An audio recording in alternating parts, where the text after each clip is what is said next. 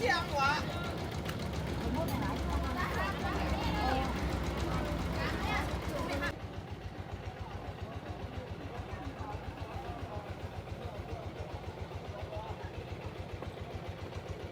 ซุงค่ะสวัสดีค่ะในคลิปนี้นะคะเดี๋ยวเราจะพาทุกท่านไปเที่ยวในหมู่บ้านปางเหมิดค่ะในวิดีโอในเดือนพี่น้องเขาแหลในวันปางเหมิดในค่ะเนี่ยมีสาวๆออนแลสาวๆวันปางเหมิดยังไม่รู้จักชื่อเดี๋ยวเรามาถามชื่อว่าชื่ออะไรกันบ้างนะคะเมซุงค่ะชื่อว่าคืออะไรคะเนี่ยตั้งไหนตั้งนั่งลายโยค่ะนั่งลายงไปสุขานั่งคำแก้วนั่งคำแก้วโอ้สุขาอุ้มคำค่ะอุ้มคำโอ้ชื่อแปลกๆลายๆเนาะแน่น่ะไปสุขาน้องอู้ค่ะน้องอูสองเขาเด็ดต้องไรหน่อยลายงอุ้มคำแก้วน้องอู้ค่ะน้องอูโอเคก็ไหลเป็นก็ไหลดำหัวเลยเมื่อในเตออนแหล่ตีไรค่ะก็ออนดีในวันปางเหมิดออนแหล่ตีในวันปางเหมิดนะคะวันปางเหมิดในเตเป็นวันเกิดปีนางเสียงนมเนาะแววค่ะมาเตยเฮิร์นได้เตเป็นเฮิร์นมุงค่าเนี่ยทางเล็กแก่โอ้ลิฮักนะนี่นะคะทุกท่านนี่จะเป็นบ้านคาหญ้าคาอยู่เลยน่ารักมากแบบอยู่แบบพอเพียงแล้วหน้าบ้านก็จะทางเข้าก็จะเป็นแบบนี้ค่ะเดี๋ยวเราจะไปเที่ยวต่อว่าเป็นยังไงเดี๋ยวอันแหละจะไม่ไปมาลาดความไทยน่ะนี่ก็ผมเป็นเล็กกว่าเมืองไทยปะคะโอ้ยนันฮัตโตอย่าว่ามีพยายามกว่าเมืองไทยมาเนี่ยมันก็ยำกว่าเขาก็มอลาเดี๋ยวนะได้มีเพื่อนขาลงอยู่ลายเลยแหละให้ในจังยำแหละยำแหละเซลว่าห้ามน้ำมันเท่ากว่าแหละก็เขาว่าป้าแหล่ลายให้ไหนเขาไปยำแหล่เนี่ยวะนี่เฮิร์นก็แต่เป็นเฮิร์นเซิงวกุปอกค่ะบ้านนะคะก็จะเป็นแบบบ้านสมัยเก่านะคะสวยมากแล้วก็ถนนนะคะโล่งมากเพราะว่าสะอาดสะอ้านไม่มีพลาสติกเลยสังเกตได้ว่าแต่ละบ้านแต่ละหน้าบ้านนะคะจะไม่เห็นอะไรสะอาดมากชอบมากนี่ค่ะเป็นกองถั่วลิ้นอันนี้นะคะจะเป็นถั่วลิสงนี่คือทำทุกบ้านเลยโมเห็นเพราะว่ากองแต่ละกองนะคะบางบ้านนะคะพ้นสูงมากแน่ตั้งเขาเพิ่นนี่ก็จะเป็นทางเข้าหน้าบ้านนะคะง่ายๆแบบนี้นี่ก็จะเป็นรั้วบ้านค่ะบ้านแต่ละหลังน่ารักมากยังมีหญ้าคาอยู่เลยนะคะแล้วก็รั้วบ้านนะคะยังใช้แบบนี้อยู่เลยยังไม่ทำรั้วก็คือจะเอาต้นนี้ล่ะค่ะเป็นรั้วบ้านเป็นห้องต้นนี้ยังแน่ใจนะเขาจะเขาไว้นั่นน่ะนี่ก็เป็นบ้านแบบสมัยเก่านะคะห้องครัวจะอยู่บนเรือนน่ารักมากโมชอบมากแบบนี้บ้านแบบเป็น2 ชั้นข้างบนเป็นไม้ข้างล่างเป็นอิฐนะคะสวยงามพอถึงขั้นส่วนในลาใจรัดในเขาพองหล่อเขาก็แข่หันแต่ละคนน่ารักมากนี่ที่นี่ยังมีเกวียนยังมีล้อวัวอยู่นะคะมีหลายอันด้วย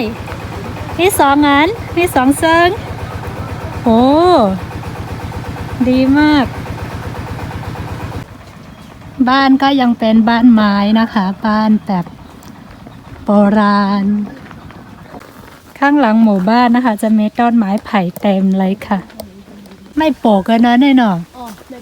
ไม่ปกนี่ก่อไม้ไผ่ภาษาไทยใหญ่เรียกว่าไม่ปกแต่ว่าภาษาไทยไม่แน่ใจว่าเรียกอะไรแบบ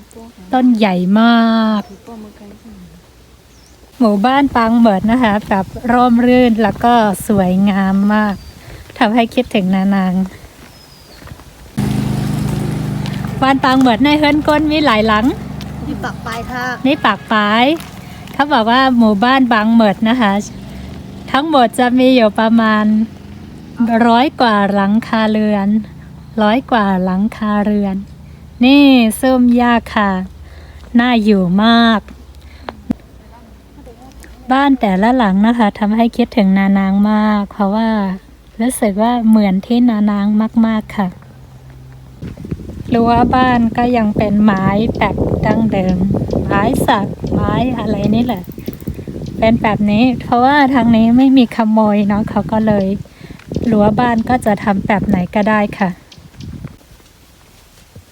นี่คือบ้านย่าคาหลังคาทั้งหลังเลยน่ารักมากดูค่ะ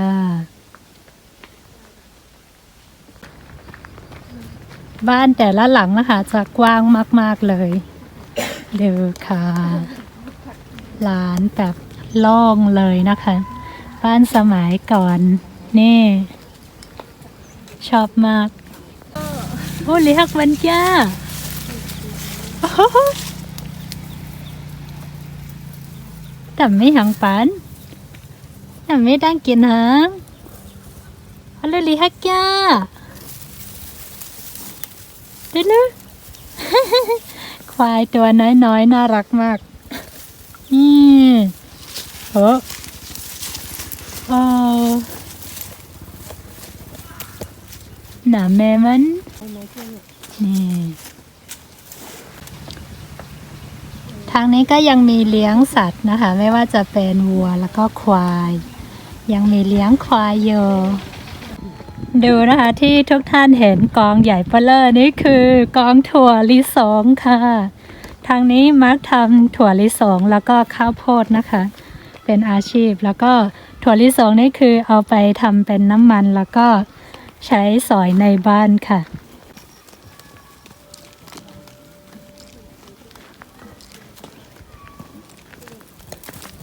นี่บ้านแบบโบราณน่ารักมาก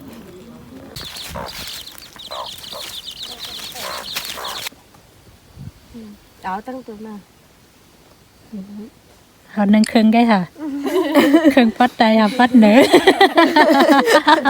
ก้มกึ้งไปเนี่ยลายเมี้ยงไงเอาควันเลยเนี่ยนะ ควัดไงแต่ว่าปัดใจไง เมาลาย เป็นเลยที่อย่าง อาปีนะ ไม่หัวมันเอาใครมากตาตั้งสิ ให้หนาหนามพ้องมาล่ะ มาเรียกที่อันกันแหละที่ไรก็ ก็เลยตั้งตานำออก กันแหละที่ตาน้ำ ต้องปังเลยรอเนี่ย ตาน้ำที่ปังเหมิดเนี่ย ตอนนี้สาวๆกำลังพาไปเที่ยวที่ท่าน้ำท่าน้ำปางเหมิดเขาบอกว่าท่าน้ำที่นี่ ให้เลย สวยแล้วก็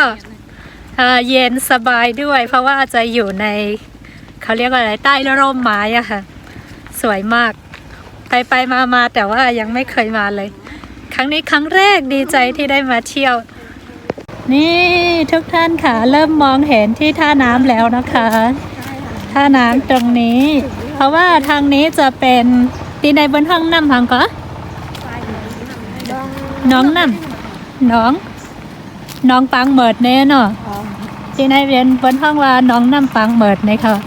นี่นะคะเป็นหนองน้ำที่บ้านปังเหมิดจะมีหนองอยู่ข้างๆหมู่บ้านสวยมาก แล้วที่ท่าน้ำก็จะอยู่ตรงนี้ เดี๋ยวเราจะไปดื่มน้ำกันดูอย่างมีเป็น2 ตีล่ะ น้ำหมออาบเพราะอะไร โอ้ โลกเขาขึ้นมั่วเลยเนาะ พวกนี้หมออาบเท่าไหร่ โอ้อาดาผายเป็นน้ำอาบอาดาผายเป็นน้ำเต๊ก วันถึง บ่อหนึ่งสำหรับดื่มบ่อหนึ่งสำหรับอาบ นกแข็ง โอเคเข้าใจแล้ว เดี๋ยวเราไปชิมน้ำที่นี่ดูอ่อนมาจิ้มน้ำปังหมดมาจิ้มโดยน้ำว่าเตเจมหาเตสมหาเตจางค่ะ โอ้มีที่นั่งเล่นด้วย มีที่นั่งเล่นแฮะให้สาวๆถ่ายรูปกันไป เดี๋ยวเราไปที่บ่อน้ำ แน่น้ำหมอผู้ชายเขาอ่ะ อ๋อในน้ำหมอก้นใจ อันนั้นน้ำผู้หญิงเขาอ่ะ โอ้ อันนั้นเตี้ยกินเขา นี่สำหรับดื่มนี่ตรงนี้สำหรับดื่มแล้วก็ทางนี้สำหรับอาบสำหรับผู้ชาย ให้กำมาป่วย อ๋อยอกให้นั่นน่ะอ๋อโอเคมยาเนาะ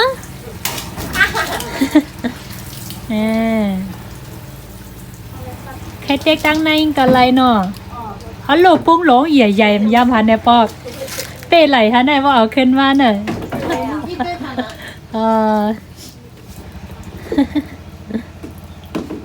สมหาเจม จิ้มหรอ เจม ทุกท่านหมอที่จ้า เดี๋ยวเราไปชิมดูนี่น้ำจะใสมากทุกท่าน ใสแบบว่าเห็นพื้นเลยนะคะ นี่ได้เป็นน้ำหมอเอาไว้สิฮะน้ำหมอ น้ำหมอ สภาวะ น้ำหมอสุขภาพ น้ำหมอสภาวะนี่คือบ่อน้ำธรรมชาติไม่ใช่ขุดเอานะคะ ไปซุ้มค่าเอาค่าทีเดียวเนี่ยเขาอันกันมาเลยนำวันปังหมดค่ะวะ เห็นมาจิ้มโดยน้ำปลาเหมือนว่ามันเจมหามันจาง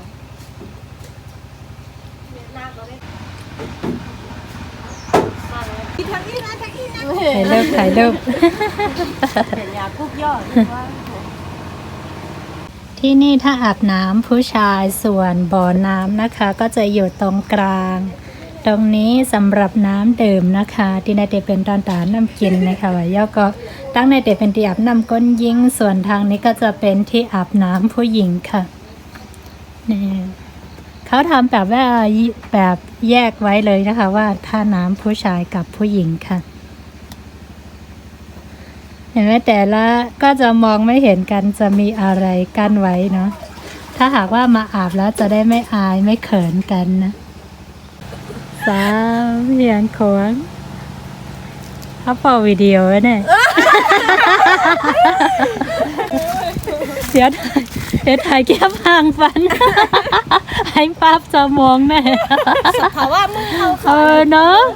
กำลังจะถ่ายรูปอยู่ดูค่ะทุกท่านเอ้ย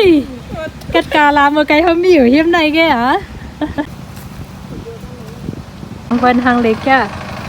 หนองน้ำที่นี่สวยงามมากอันนี้ดองแหงแน่ดังปีดังเหลินเพียงเฮปอกเนอะอันนี้เขาบอกว่าจะไม่แห้งเลยนะคะ ทั้งปีทั้งเดือนหนองน้ำที่นี่จะกว้างมากๆน้องน้ำดีนายแต่กว้างเปดไซในกำเขาขาดแต่กว่าทั้งปุ่นปาติไตต้นไม้เส้นได้ค่ะเนาะทางเล็กเตะน้องก็กว้างๆค่ะ เป็นน้ำหมอว่านั่นต่อนะคือ โอ้ ทุกยากันเนาะ โอ้มันลึกเห็นนะในนั้นเนอะน้ำที่ตรงนี้อันนี้ก็จะเป็นใจน้ำเขาบอกว่าตรงนี้จะเป็นที่ลึกที่สุดส่วนที่ลึกที่สุดเขาก็เลยต้องเอาไม้กั้นไว้แบบนี้ค่ะ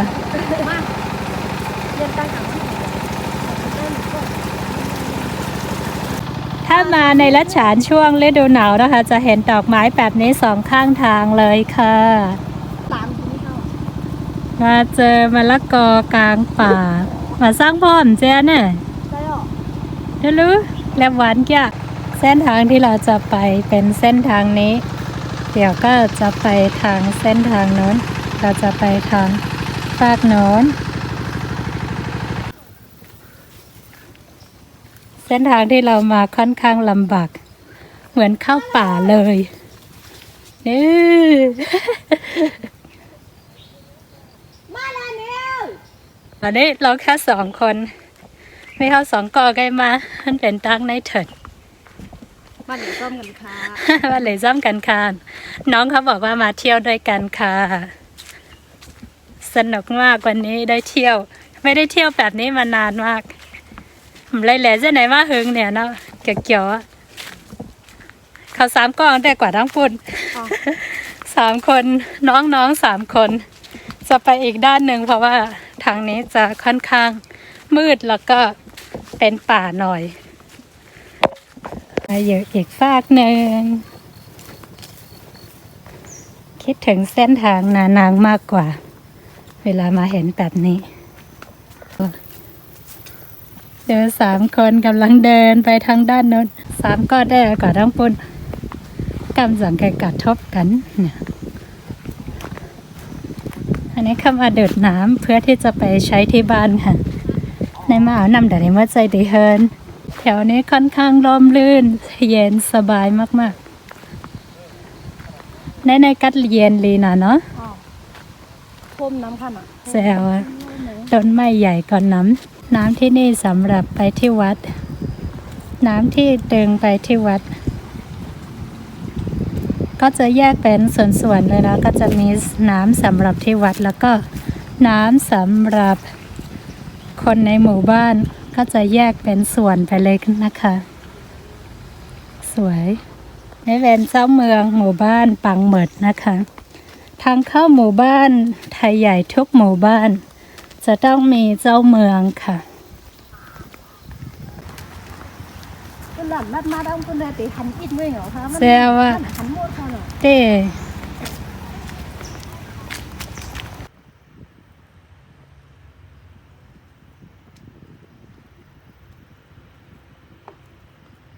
นี่ก็จะมีอีกบ่อหนึ่งสำหรับน้ำดื่มนะคะ บ่อน้ำธรรมชาติ มีหลายที่เลย ไม่ค่อยแตกต่างกันเท่าไหร่ค่ะ มาถึงหน้าหมู่บ้านพอดีเลยมาเจอกันตรงนี้ อย่าว่าแต่มาจอมเฮาดังปุ่นเลยค่ะ เนี่ยที่นี่มีต้นไม้ใหญ่มาก ฟังแล้วเนี่ยออกไม่ได้ ต้นไม้ใหญ่มาก นี่จะเป็นใต้ร่มโพหรือร่มไทรนี่แหละค่ะ นี่ก็จะเป็นโรงเรียนบ้านปางเหมิด โรงเรียนเล็กๆ น่ารักมาก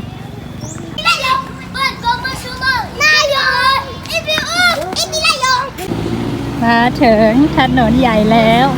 ส่วนทางโน้นนะคะจะเป็นวัดของหมู่บ้านปางเหมิด ก็จะขึ้นแค่วัดเดียว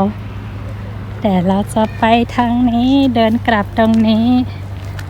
ขาไปสนุกแต่ว่าขากลับไม่ค่อยสนุกเท่าไหร่ เราจะไปเส้นทางนี้จะไปเส้นทางจอกกูหรือล็อกศอกนะคะ ส่วนเส้นทางอันนี้ก็จะเป็นเส้นทางกลับบ้านน้ำลันค่ะ ที่นี่ก็จะมีโรงพยาบาลหมายถึงสถานที่อนามัยแต่ว่าไม่มีพยาบาลมาอยู่ ก็จะมีไว้แค่อย่างนี้ถ้าหากว่าเป็นอะไรชาวบ้านเป็นอะไรก็จะรักษากันเองหรือไม่ก็จะเข้าเมืองน้ำลันเลยนะคะ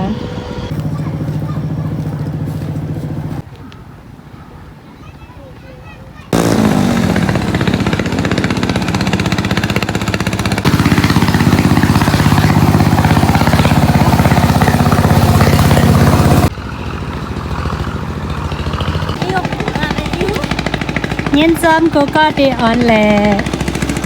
แต่พอได้มาแหละเพียง ขอบคุณน้องๆที่พาเที่ยวในวันนี้ค่ะ